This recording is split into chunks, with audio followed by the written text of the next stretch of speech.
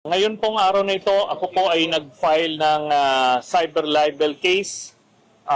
Again, doon sa 18 bodyguards. No? Pero this time, sinama ko sina Cayetano at Marcoleta. Ito ay ukol doon sa kanilang Rogue Blue Ribbon Committee hearing na ginawa nila. At because of that, wala silang parliamentary immunity.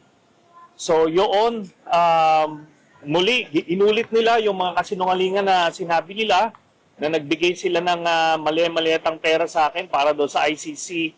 Hindi po totoo yun, kaya bawat salita, bawat okasyon na sasabihin nila yung kasinungalingan na yun, magpa-file po ako ng kaso sa kanila. Sir, bakit kasama na po yung dalawang senador? Dahil nung ginawa nila yung Rogue Committee hearing na yon, wala silang parliamentary immunity, wala silang authority to do that. Sir, ano yung mga sinabi nila ni Senators Cayetano and Marcoleta? Sila yung nag-facilitate nun, yung nag-extract ng mga kasinungalingan na sinabi ng mga 18 bodyguards, no?